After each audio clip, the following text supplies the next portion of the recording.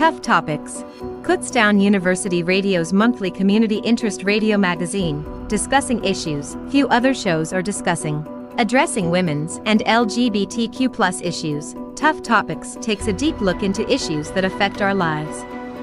And now, from the Kutztown University Radio Studios, your host of Tough Topics, Trisha. Hi, welcome to Tough Topics. You're listening on KUR, and I am your host, Trisha. Today's show will be a quick one because it is the last one of the semester and it's the last day of finals week. And I am sad to say that this is also the last Tough Topics where I will be your host. Come next semester, we will have a new host. Her name is Maya Evans. And I know she is very excited to take over the show and bring some fresh content to you and just continue this journey of talking about, difficult topics and collabing with students and professors and all of that fun stuff. I'm flying solo today for this last Tough Topics, since I knew it was going to be a little short. This Tough Topics does have a nice theme to it. It is Mental Health Awareness Month, and so it is important to talk about mental health because we don't talk often enough about it, and it is a tough topic, and it's a tough thing to mention to your friends and family. And most importantly, as I graduate, I will be continuing my journey as a counselor, and so I will be the person that gets to help people navigate their mental health and restore their mental health and watch them kind of go through some of their more difficult moments in life. And that is a really special position I get to have in people's lives. If you know me and you've talked to me, you'll know that one of my most cherished aspects of being a counselor is that I get to be that person that people look at and say, this is the first time I'm telling anyone this. I get to hold some of those deeper meaning pockets of information about that person's life. And that's a really special thing for me. And that's really something that I, love to do as a counselor. I think therapy is a magical place to be. I don't ever think it is, there's this idea that when you have to go to therapy, or that if you're going to therapy, that means you're in a really bad place and that your life must really be not going well. But I think it's the opposite. I think that when you do go to therapy, you are in a very good place because you can recognize that you want to do better, you want to be better, you want to feel better. And there is no shame in asking for some assistance with that. You are in the right place when you are in therapy. And I often say that to a lot of my clients. So for anyone listening, I want you to know that it's okay to ask for help. It's okay to come to therapy. It's okay to not have it all figured out and not have it all together. Where I'll be working is in Wyomissing at a private practice called Clearwater Wellness. And if you need any sort of reference to start somewhere, you can always look us up on Google. We are accepting new patients. I am accepting new patients. And so, I hope that your takeaway from today's show is, that you're allowed and you're worth taking up space and healing and being safe.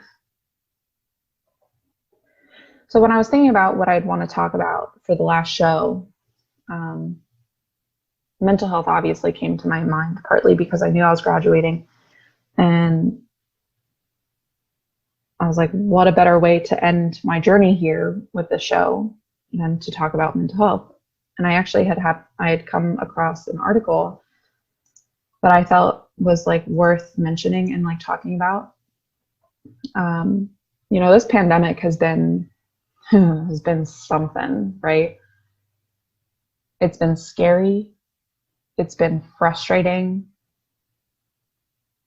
It has brought gratitude. It has brought surprises. It has shifted our lives in ways that we had never imagined would have to shift. And we've been living in it for the past, over a year now. And there's a word for that blah feeling that we've had. This feeling of like, I just don't feel like amazing. And that word is called languishing. Languishing is not depression or sadness, but rather like just an absence of feeling good about your life. It can be the lack of meaning or purpose or belonging in your life, which can lead to emptiness, and just kind of a lack of emotion and feeling kind of stagnant within, your life right now. I discovered this through a New York Times article.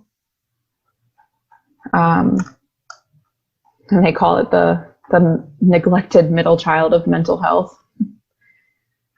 And, we needed a name for it, right? Like we needed a name for this feeling that we were experiencing, because, it wasn't burnout. Like maybe some of us are burned out because, if you're working in the healthcare field, it's been a time. But it wasn't burnout because we still had energy. And it necessarily wasn't full-blown depression, because we still, we didn't feel hopeless. We knew that things were going to get better. Just feeling kind of somewhat joyless and aimless. And there was a term coined, which is languishing. And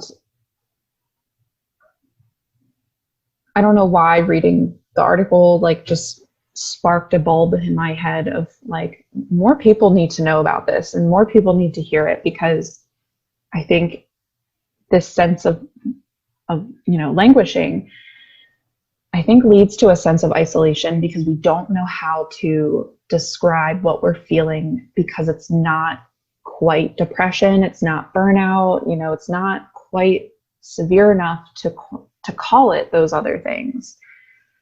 So it's how do I describe to people how I'm really feeling inside if I don't have the language for it? And that can kind of feel, isolating. So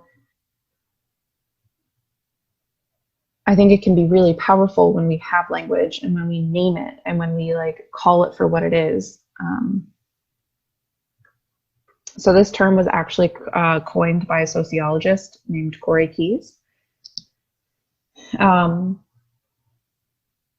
His research suggests that people most likely experience major depression and anxiety disorders.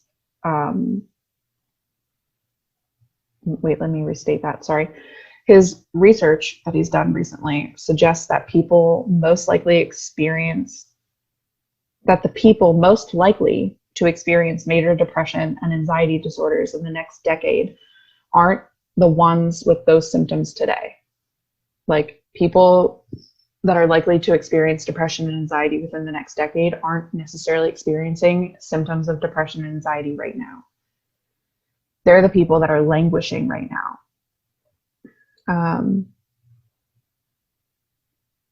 New evidence has come out that it was from pandemic healthcare workers in Italy, shows that those who were languishing in the spring of 2020 were 3 times more likely than their peers to be diagnosed with post-traumatic stress disorder, or PTSD.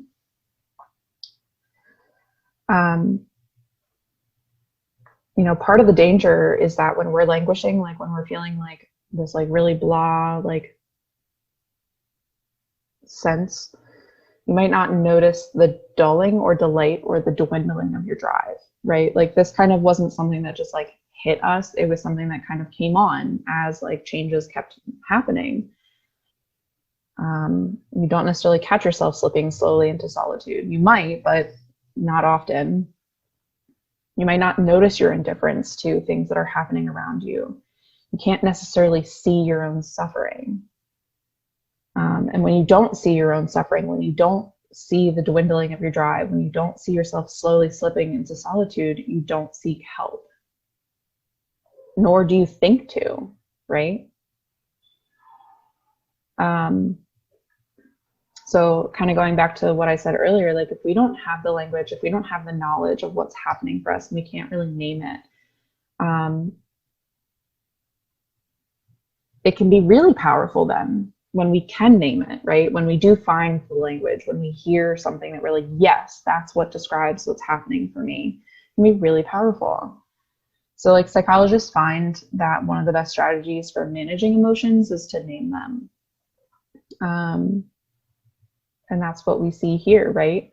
So in the field, we can call this externalizing. This is the idea of you externalize the problems that you're experiencing, so that way you don't base your identity on them. So for example, someone that might be diagnosed with depression, to externalize that for them would look like them saying something like, I have depression,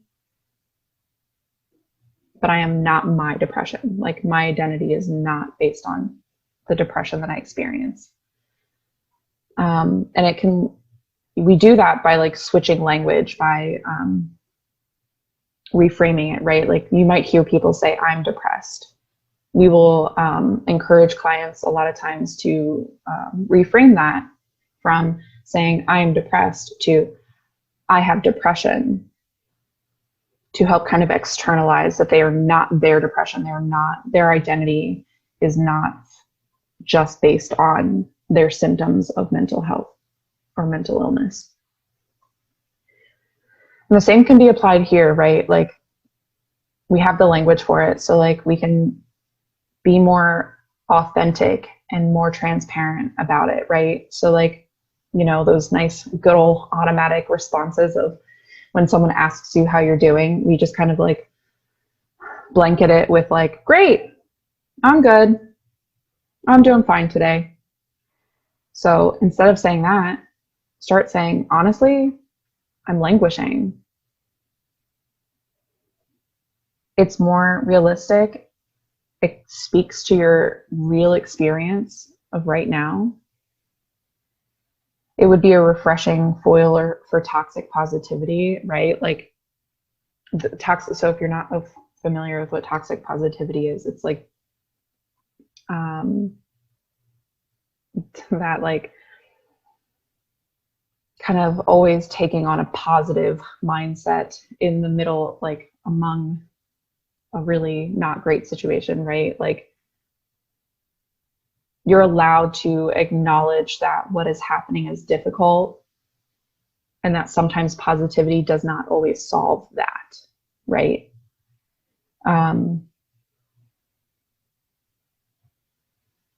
There's a time and place, I think, for positivity. And obviously, so we've seen how it can become toxic. So it would be a refreshing foil for toxic positivity that quintessentially Americans pressure to be upbeat all the time, right? Like as a society, we kind of value this idea of always being good and like positive and not being real and authentic about the opposite of that.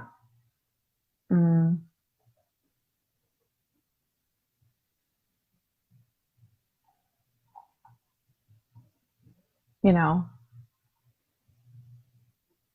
so like if you're experiencing this, you're not alone. We now have a name for it. We know that we're all in this boat. I've experienced languishing. There's been plenty of moments throughout this past year that I've been like, not loving this, you know.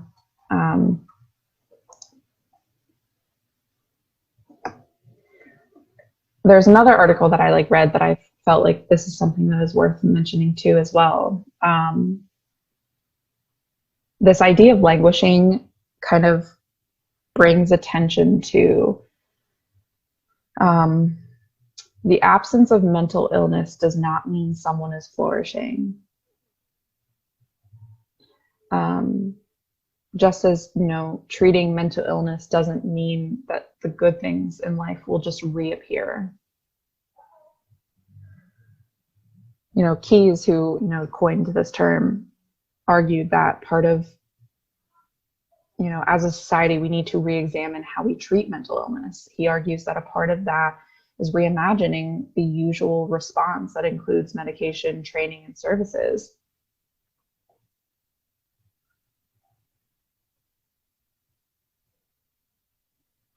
Just because someone is not clinically depressed or clinically diagnosed with generalized anxiety disorder does not mean that they're doing the most amazing doesn't mean that they're being their most their best selves, right? Because that's what flourishing looks like, is, let me find a definition for flourishing.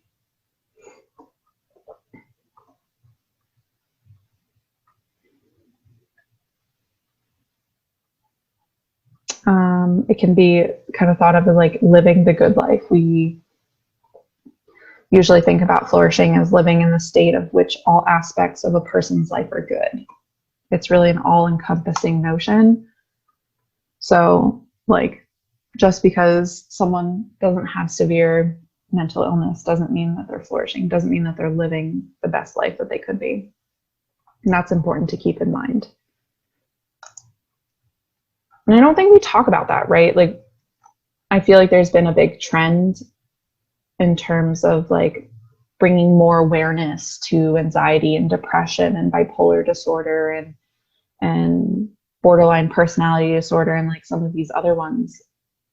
But we don't talk about the other parts of people's lives where we don't necessarily meet the criteria to be diagnosed with those things, but we're still struggling, right? We can still feel anxiety, but it not impact our lives and our daily functioning. We can still lose motivation and feel hopeless about life, but still not meet the definition or the criteria for major depressive disorder. Those people are not any less deserving of treatment as those with the official diagnoses.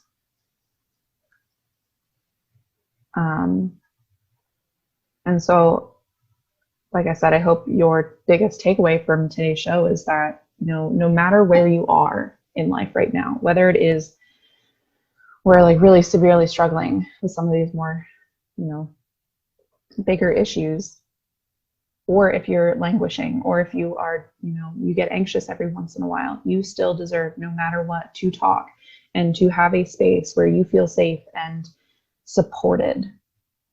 And that's what therapy is there for.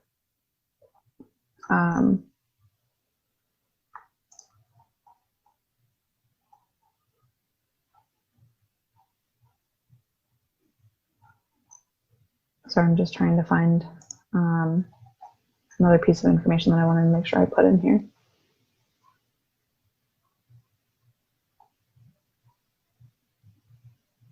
It is estimated that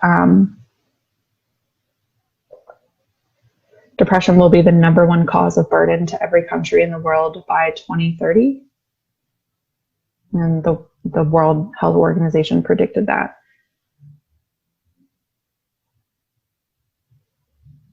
That Keyes said that prediction doesn't have to come true if we change the way we approach the problem of mental illness and stop trying to treat our way out of it.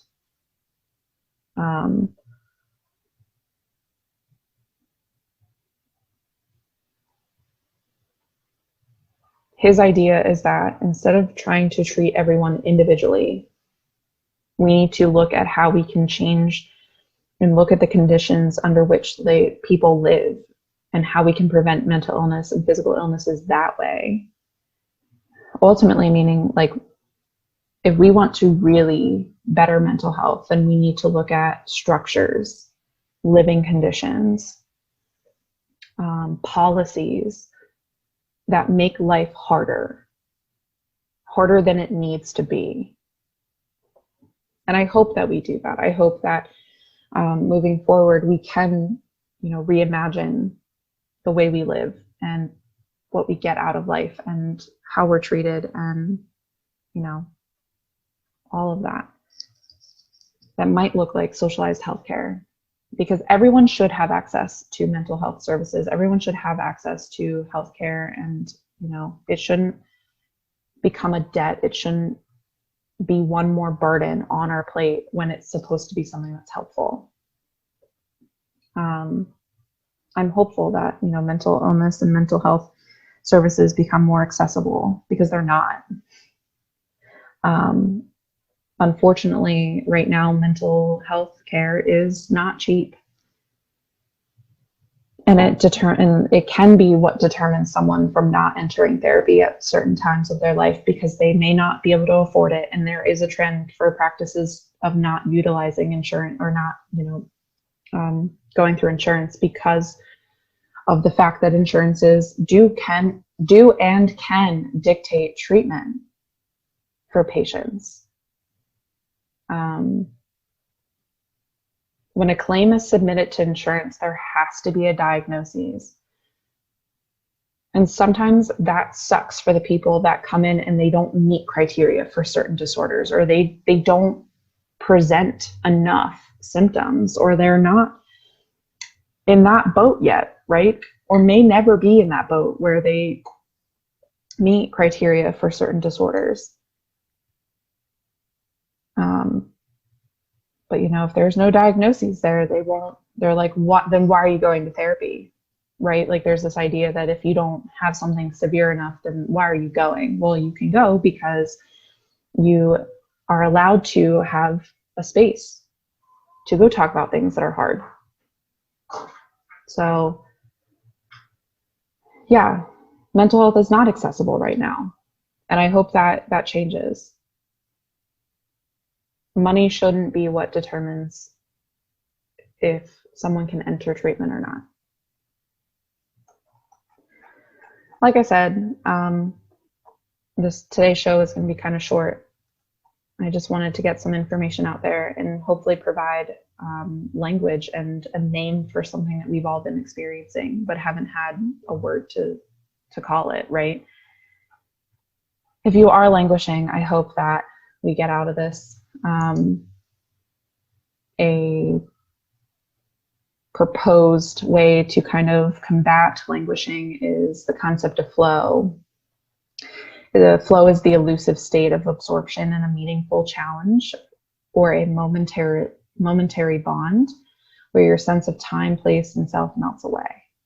So a lot of times people that are engaging in their hobby will enter a state of flow. While finding new challenges, enjoyable experiences, and meaningful work are all possible remedies for languishing, it can be hard to find flow when you can't focus. And that's been something that's been really hard for people long before the pandemic. We don't necessarily live in a society that gives us space to really enjoy ourselves and engage in things that would render us to go into a place of flow. But it's possible.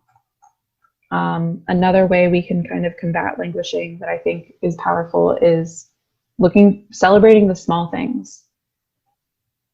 This year has been so challenging in so many ways that, you know, some of those bigger celebrations were taken away. So we were kind of forced to look around and look at the small things. But I think no matter whether or not we're in a pandemic or not, it's always worth celebrating the small things. And this is something I struggle to do, is to look around and celebrate just getting through the day, celebrating a good session with a client, celebrating the fact that I have 2 cats that I love very much and love me and are great, celebrating the fact that I have great friends, I have a great support system. Celebrating a grade when we submitted something we didn't necessarily feel the best about. Celebrate that grade. Celebrate you. Celebrate the small things. Keeping a gratitude journal can really help with that celebration and like creating that habit of feeling grateful and expressing gratitude to what we do have. And looking at things from that kind of perspective can change the way we feel about what's happening around us. And so I hope that everyone that is listening or has listened previously, I hope you feel loved, and I hope that you feel safe, and I hope that you find happiness in life because you deserve it always. Like I said, if you are interested in reaching out for mental health services, I am at a practice in Wyomissing called Clearwater Wellness.